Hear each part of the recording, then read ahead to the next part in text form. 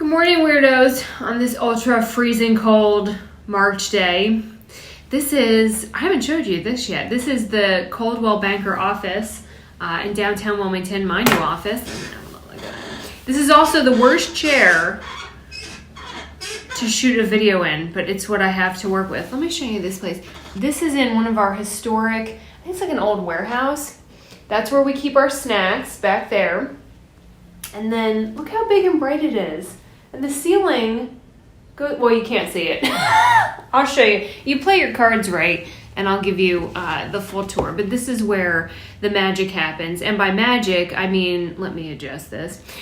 This is where you come cry into the snack bowl at the end of the day after you've lost 4 offers in multiple offer situations for like $20,000 over the asking price. That is not what this video is about. But thanks for listening. I'm late to the party on this one, but in my defense, that is actually what it's like every single day, is to just go put offers on things and then get snowplowed by someone from New York, New Jersey who's paying in cash for like oodles of money over every single day, every day. Anyway, let's talk about NomadLand. Again, late to the game. It came out a while ago on Netflix. No, that's a lie. That's fake news. It came out on Hulu. And I refuse to watch this thing because I'm so sick of the false narrative about what van life or full-time RV is actually like. And I was thinking that it was going to be pretty similar to that other horrific movie, Eat, Pray, Love, where she doesn't like her life and she goes and travels somewhere and then she finds herself and meets a delicious man on an exotic island, and they have like papayas, and her life is changing. It's wonderful. And I do not want any of that because I know that living in a van in an RV is nothing like that, and YouTube is full of that nonsense, so why would I dedicate more time to that and pay for it with a monthly subscription? That's also not true. I use someone else's password. That's not the point. Allison, who you remember our shenanigans when we traveled up to Buffalo, she said, no, this is different. You're going to like it. Watch it. So I will not ruin the whole story for you. Well, I'll ruin most of it. But some of you are not going to get Hulu and you're not going to watch it. So what do you care? So just listen to the message. Because the overall, I think, takeaway of NomadLand is actually phenomenal because it's pretty much exactly what I've always said. And so any movie that agrees with me is, I think, a movie worth watching. Frances McDermott, that lady, who is God's gift to acting. She's phenomenal.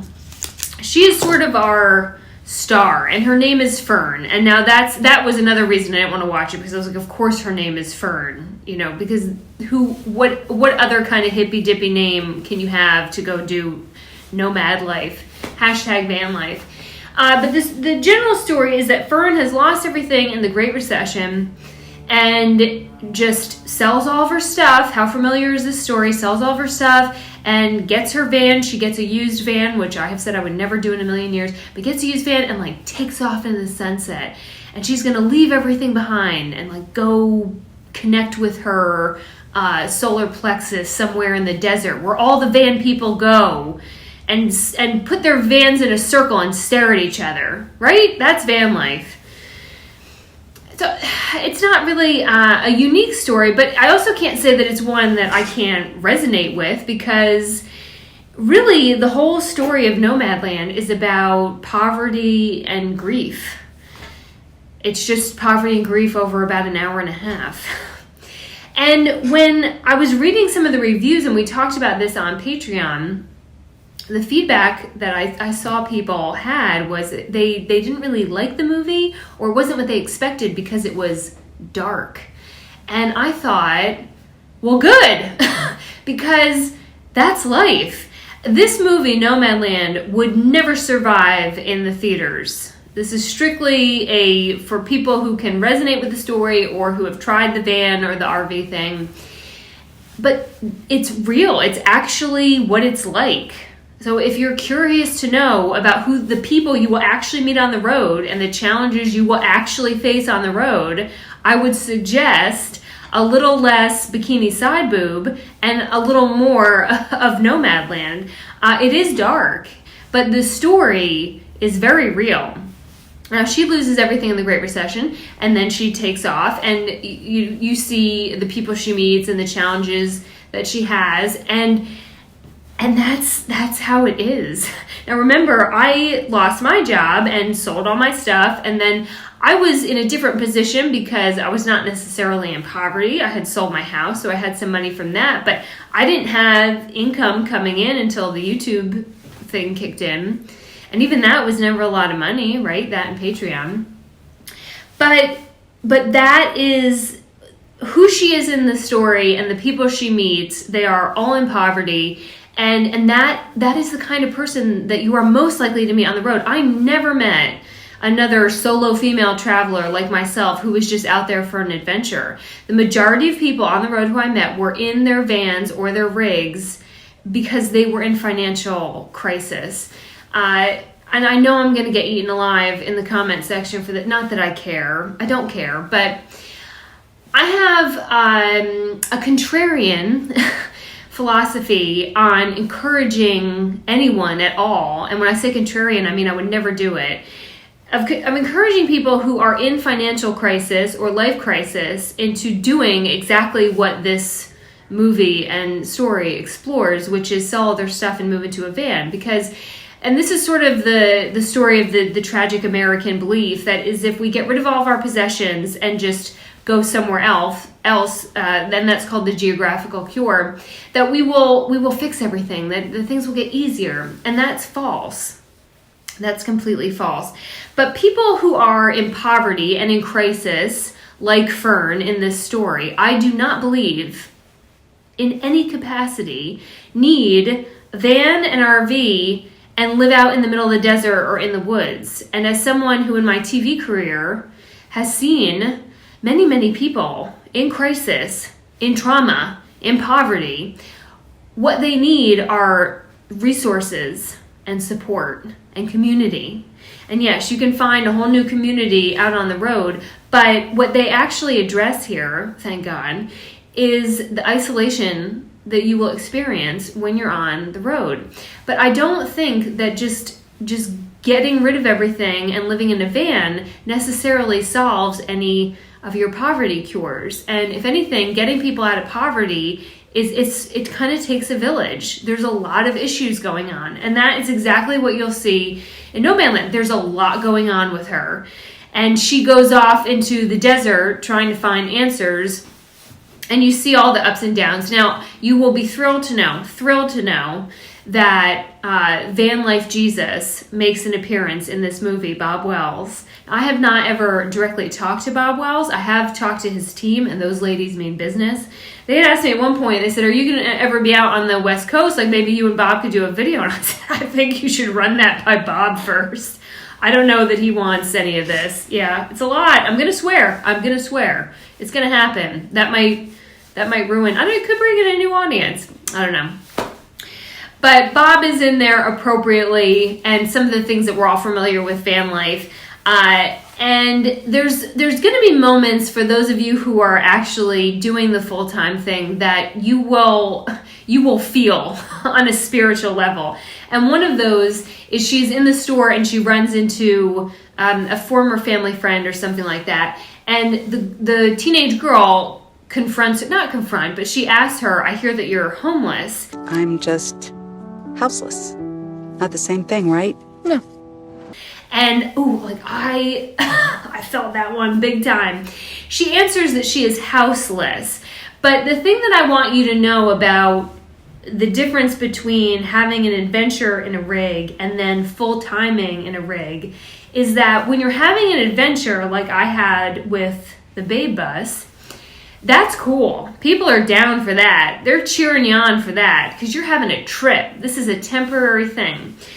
When it becomes known that it is your home and full-time, you don't get a lot of support on that at all, even if the rest of your life is totally together.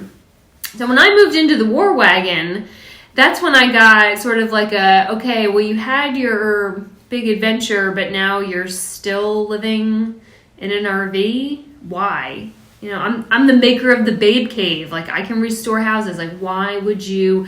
So please don't think that there's going to be a whole lot of social acceptance necessarily for what you're doing, but you will feel it when you get to that scene in the movie, because while the van life on YouTube, that we cheer, when people are living in rigs for financial reasons, that's not as cool.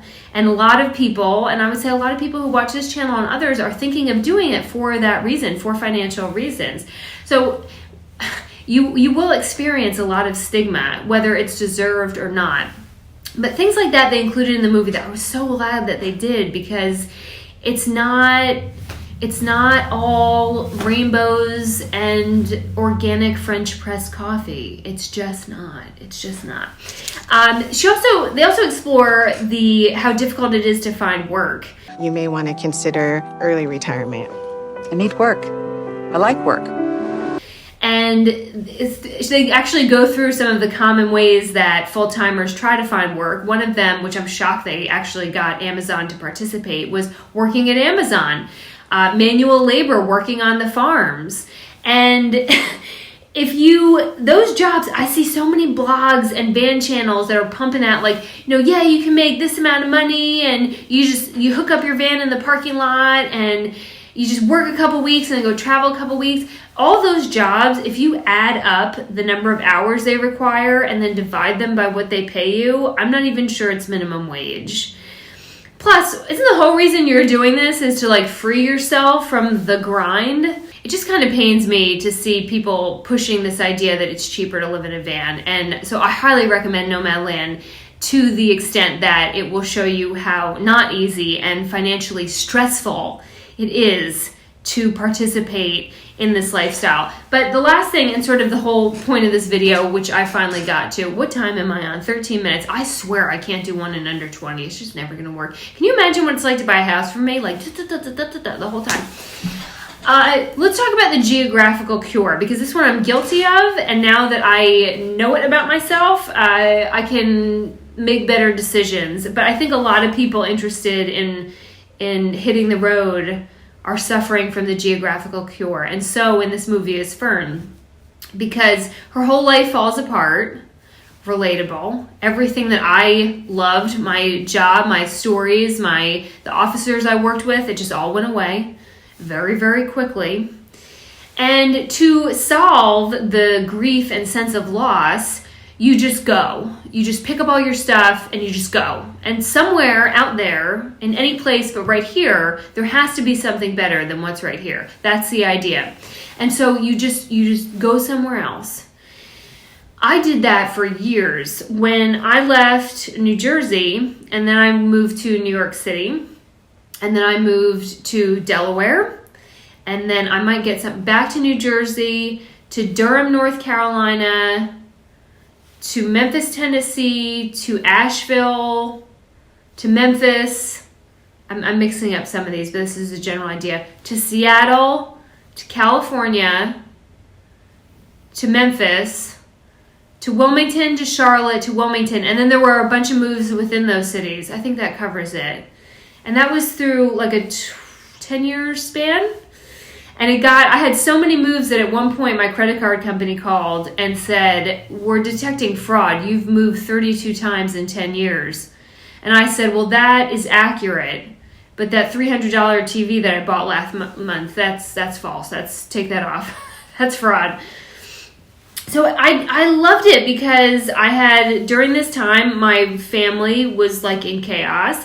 And so every time I moved, I just erased part of the story that I didn't like from wherever I was before. And I could show up in a new city and only tell people what I wanted them to know about me. And that was great because I just got a fresh start every time. And the second something wasn't working, whether it was work or relationship or school, because I was in college through the beginning half of that, I would just move. I would just pick up and move. And at one point, I remember in Seattle, I came up with this new rule that if I got to the point that I could give someone directions, I had stayed too long and I was going to leave. And I only took what I could fit in the Scion. All my possessions fit in the Scion. And I just kept moving. And I thought that was wonderful. Of course, it's really hard to establish any sense of community when you move that quick. But it was great. I loved it. Or at least I thought I did. Now you can't get me to leave Wilmington, North Carolina. But that was my plan of attack. The problem with the geographical cure, and as I say how much I loved it, is that you can move addresses with your personal possessions, but you always pack your problems with you because you take you. You are always in every move, and 99% of our own problems are caused by us because we didn't deal with something, because we never finished something, because we gave up on something, we didn't try something. And those are all, you don't have to put those in a box. You just take them with you in the driver's seat. So it doesn't actually work in any capacity. It just gives you this false sense of a new, fresh start. And that's not true. I mean, we see that, this is an extreme example, but with people who are dealing with drug addiction. We send them away to these fancy schmancy rehabs and expect that, because they're somewhere new, that they will change completely. And that rarely ever happens because it's all inside. So I won't ruin the end of NomadLand. I can't because I didn't actually understand it. But it will show you the fallacy of the geographical cure. And ultimately, when our feet are sort of nailed to the floor and we have to solve all of our own problems and come up with solutions and not run away from them is when we actually, I think, grow as people. And I kind of needed my TV career in Wilmington, North Carolina, because I had a contract that I had to pay to quit. Like $5,000 I had to pay to quit that job. And it was the first time that my feet were nailed to the floor. And I remember I was like 2 months into my job in Wilmington. I just moved here, and my instinct kicked in that I got to get out. I got to go somewhere else. This job isn't working. I hate TV. I don't like seeing dead bodies. I'm gone. And I couldn't. And so because I had to stay and work it out, look what happened. I got to do all these amazing documentaries. I am attached at the hip to this community. I have a new career now. I have all these things that would have never happened if I just ran away. So pay attention to the story, the narrative there about the fallacy of the geographical cure and how she handles it, and ultimately how she responds to it, which you get kind of more at the end. And then think about your why. Why do you actually want to live in a van? Do you really think it's going to be cheaper? Why do you want to travel around the country? Is it because it's fun, or because you want to leave something where you live and run away from it? And if you really think about your why, about why you want to do this, then it will help you decide if the investment of time and money and risk is worth it.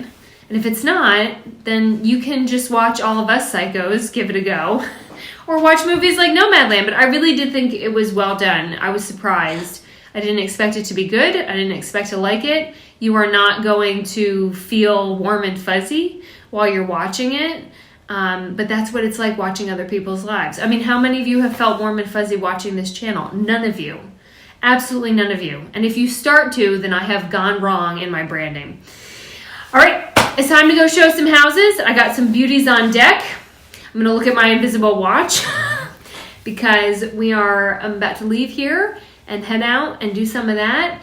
And I'll say that after 2 years of getting ready in the morning, like trying to do my hair and like brushing my teeth in Walmart parking lots, and they also addressed going to the bathroom in a portable toilet, which in her case was a bucket. It's actually really nice to walk around beautiful homes all day. So cheers to that. Take a look at the movie. Tell me what you think in the comments. I'll see you later, weirdos.